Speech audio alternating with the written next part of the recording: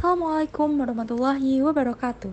Halo semuanya, di sini kita bakal belajar bareng-bareng nih tentang HMG-CoA reduktase inhibitor. Yuk kita simak bareng-bareng. Sebelumnya kita harus kenalan dulu. Kita dari kelompok 1, anggota kelompok kami ada Ines Naila Diva dengan NIM 56, Beta Rifarani Agustin dengan NIM 60, Maudi Cesa Anissa dengan NIM 72, kita Amanda Afrianti Putri dengan NIM 84 dan Aldora Rizky Winata dengan NIM 86. Topik pembahasan yang akan dibahas pada presentasi kali ini diantaranya yang pertama ada sejarah, yang kedua ada permasalahan, yang ketiga ada kajian sifat fisikokimia obat dan turunannya, yang keempat ada kajian sifat fisikokimia dengan absorpsi obat dan turunannya, yang kelima ada hubungan struktur dengan aktivitas obat, dan yang terakhir ada pengaruh stereokimia terhadap aktivitas obat. Oke, yang bakal pertama banget kita bahas adalah sejarah dari penemuan obat-obat HMG-CoA reduktase inhibitor. Pertama banget nih, di tahun 1976, ada yang namanya kompaktin atau mevastatin sekarang kita sebutnya. Ini dihasilkan dari isolasi 2 spesies penicillium dan terbukti menghambat HMG-CoA reduktase. Kenapa sih bisa dibilang terbukti menghambat? Ternyata nih ya, waktu diteliti, afinitasnya terhadap reseptor itu bahkan 10.000 kali lebih kuat daripada HMG-CoA reduktase. Terus lanjut ke penelitian beberapa tahun berikutnya, ditemukanlah lovastatin atau mefenolin. Dihasilkan dari isolasi Monascus ruber dan Aspergillus terreus. Bahkan ya, lebih keren daripada kompaktin nih. Kekuatannya itu lebih kuat daripada kompaktin atau mevastatin, yaitu 2 kali lebih kuat. Lanjut ke tahun 1985, ada penguatan teori bahwa ternyata bagian bisiklik itu mampu berikatan dengan enzim CoA. Wah, makin kuat lagi nih ya. Oke, lanjut ke tahap uji klinis. Mevastatin ini sayangnya ternyata menyebabkan perubahan morfologi usus nih pada anjing dan menyebabkan kanker. Akhirnya, dia nggak bisa lanjut nih buat diedarkan ke masyarakat yang luas. Akhirnya dihentikan, dan di tahun 1987, lovastatin akhirnya diterima menjadi obat yang bisa dipasarkan di Amerika Serikat, bahkan menjadi HMG-CoA reduktase inhibitor yang pertama yang disetujui oleh FDA. Berikut merupakan permasalahan mengapa kompaktin diteliti dan dikembangkan lebih lanjut, hingga pada akhirnya ditemukan lovastatin serta turunan statin lainnya. Selanjutnya adalah kajian sifat fisikokimia obat dan turunannya. Lovastatin dengan beberapa turunan yang akan kami bahas pada kali ini yaitu ada simvastatin, mevastatin, dan pravastatin. Yang pertama, sifat fisikokimia dari lovastatin. Lovastatin memiliki rumus molekul C24H36O5. Bentuknya berupa padat kristal putih dan berat molekul yang dimiliki sebesar 404,5 gram per mol. Adapun nilai pKa-nya sendiri adalah 13,49 dan untuk log P-nya senilai 4,04. Lovastatin juga memiliki titik leleh pada suhu 174,5 derajat Celcius. Dan lovastatin ini cenderung bersifat tidak larut dalam air, karena kelarutannya dalam air hanya 0,0004 mg per mililiter pada suhu 25 derajat Celcius. Selanjutnya, sifat fisikokimia dari simvastatin C25H38O5. Simvastatin memiliki berat molekul sebesar 418,6 gram per mol. Pemberian dari simvastatin berupa bubuk kristal putih hingga putih pudar. Nilai pKa-nya sebesar 14,91 dan untuk nilai log P-nya adalah 4,42. Kemudian, titik leleh yang dimiliki yaitu pada suhu 152 derajat Celcius, serta kelarutannya dalam air hanya 0,03 mg per liter, sehingga cenderung bersifat tidak larut.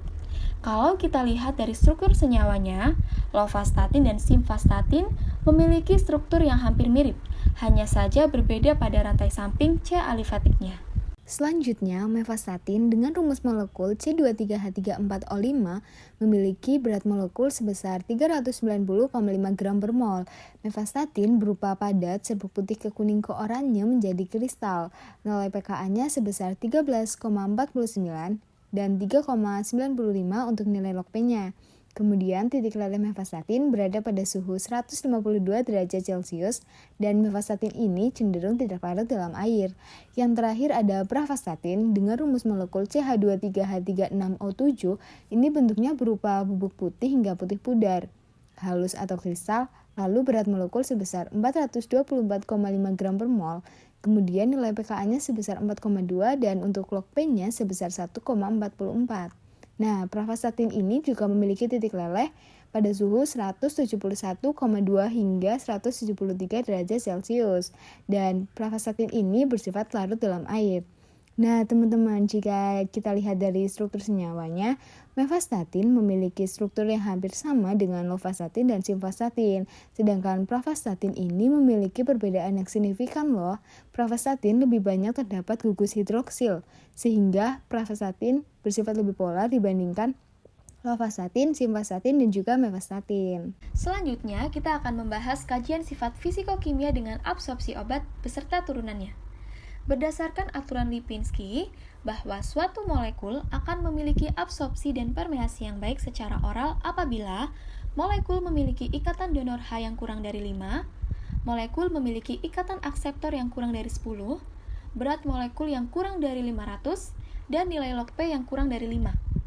Pada lovastatin dan juga simvastatin, keduanya memenuhi aturan Lipinski, sehingga dapat dikatakan absorpsinya baik. Lovastatin dan simvastatin merupakan prodrug dari lakton. Lakton adalah suatu ester siklik dari asam hidroksikarboksilat. Lovastatin dan simvastatin juga termasuk molekul netral.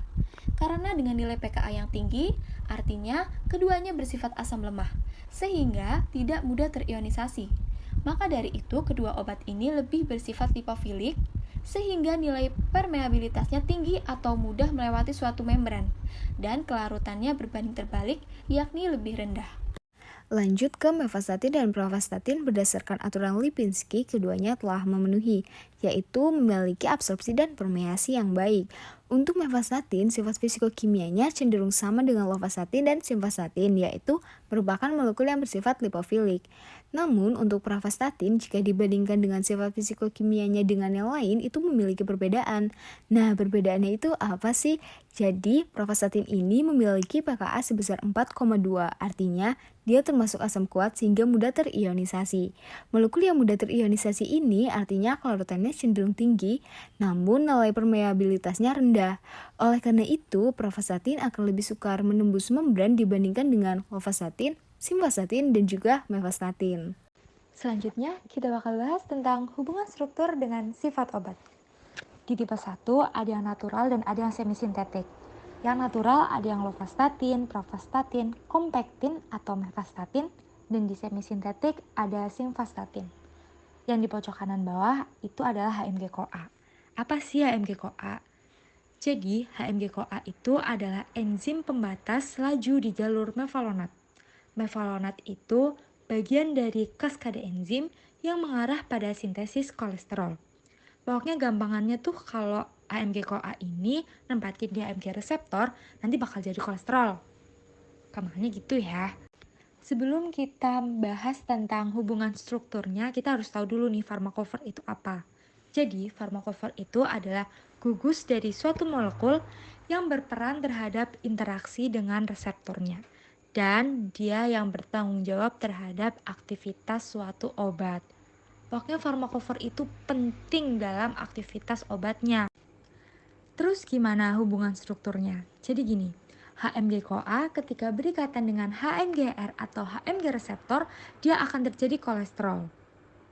Kemudian, obat-obat statin ini, lovastatin, pravastatin, kompektin, atau mevestatin, dan simvastatin, dibuat menyerupai HMG-CoA. Sehingga HMG-CoA ini nggak bisa menempel di HMG reseptor. Jadinya yang nempatinnya itu obat-obat statin. Nah, karena yang nempatin obat-obat statin ini, jadi dia bisa menjadi obat anti kolesterol. Di lovastatin, farmakofornya itu butiril. Di pravastatin, farmakofornya itu naptalin. Dan di simvastatin, farmakofornya itu lakton. Nah, teman-teman, selanjutnya kita masuk ke dalam topik pengaruh ikatan kimia terhadap aktivitas obat beserta pemodelannya nih. Yang pertama itu ada ikatan hidrogen antara lovastatin dan protein HMG-CoA reduktase yang terjadi pada atom OH dengan asam amino arginin. Kalau dilihat dari gambar, itu atomnya berwarna pink, berikatan dengan arginin itu ya teman-teman, itu mengikat energi bebas sebesar min 3,94 kilokalori per mol. Nah, yang kedua, ada ikatan hidrogen antara mefestatin dan protein HMG-CoA reduktase yang terjadi pada ikatan rangkap O dengan asam amino lisin. Nah, itu kalau dilihat dari gambar, atomnya berwarna kuning berikatan dengan lisin 691. Dan juga terjadi pada atom OH pada asam amino glisin 808 ya teman-teman. Nah, itu mengikat energi bebas sebesar min 5,6 kilokalori per mol. Selanjutnya adalah simvastatin yang berikatan hidrogen dengan protein HMG-CoA reduktase dengan energi ikatan sebesar min 6,92 kilokalori per mol. Pravastatin berikatan hidrogen dengan HMG-CoA reduktase dengan energi ikatan sebesar min 6,52 kilokalori per mol. Dapat disimpulkan untuk 4 turunan statin yang memiliki energi ikatan terendah adalah simvastatin. Oke, kita akan lanjut bahas terkait hubungan struktur dan aktivitas obat. Aku kasih tahu dulu ya, di sini ada gambar apa aja sih? Yang paling kiri itu ada 3,5 dihidroksi heptanoic acid. Yang tengah itu cincin A, yang paling kanan itu cincin B. Pertama, kita akan bahas terkait HMG-CoA reduktase secara umum. Perhatiin gambar yang paling kiri ya, teman-teman. Oke. Aku bahas terkait yang 3,5 dihidroksi karboksilat. Itu pentingnya apa sih? Ternyata itu struktur paling penting dari semua obat HMG-CoA reduktase inhibitor. Kenapa? Karena itu yang menyebabkan aktivitas inhibitornya. Oke, lanjut ke lakton. Bagi obat-obat HMG-RI yang punya lakton, itu harus lulus uji in vivo. Kenapa? Karena lakton ini harus dihidrolisis secara in vivo. Lanjut, perhatiin deh C5. Kalau C5 itu jaraknya diubah terhadap cincin, itu bisa loh menurunkan aktivitas. Jadi hati-hati ya. Oke, lanjut perhatikan C6 dan C7. Kalau di situ ada ikatan rangkap, itu bisa ada 2 kemungkinan nih. Bisa aktivitasnya meningkat ataupun aktivitasnya menurun. Oke, kita lanjut ke cincin A. Kalian bisa lihat ya, di bawah itu ada cincin dekalin. Kalau cincin dekalin itu diubah jadi sikloheksana, ternyata dapat menurunkan aktivitasnya 10.000 kali. Sayang banget ya, hati-hati jadi kalau nanti ada sintesis obat-obatan baru, perhatikan bahwa cincin dekalin ini sangat penting. Oke, lanjut ke bagian ester. Kalau ester ini diganti dengan ether, ternyata dapat menurunkan aktivitas juga nih. Lanjut ke R2. Perhatiin ya, kalau di R2A ini diganti dengan metil, maka dia bisa meningkatkan aktivitas. Perhatiin juga nih di R1. Kalau R1-nya diganti dengan OH, dia akan meningkatkan hidrofilisitas. Next ke ring B atau cincin B. Kalian bisa lihat ya, di situ ada huruf W, X, Y, Z, dan N. Nah, W, X, Y, Z ini bisa diisi dengan karbon, bisa juga dengan nitrogen. Kalau yang N, itu bisa diisi dengan 5 atau 6 heterosiklik. Next, ada parafluorofenil yang tidak koplanar dengan cincin aromatik. Itu yang benar ya teman-teman. Nah, ketika parafluorofenil koplanar dengan cincin aromatik, maka aktivitasnya justru hilang gitu. Nah, terakhir kalian bisa lihat di bagian yang R. Kalau R ini bisa diisi dengan aril, hidrokarbon, amida, atau sulfonamid, itu akan meningkatkan lipofilisitas dan aktivitas penghambatan. Di materi terakhir, kita bakal bahas tentang pengaruh stereokimia terhadap aktivitas. Salah satu contohnya yaitu di obat pravastatin. Di sini ada rumus molekul dari kompektin atau nama lainnya adalah mefestatin. Di pojok kanan atas ada pravastatin dan di paling bawah ada 6 epipravastatin.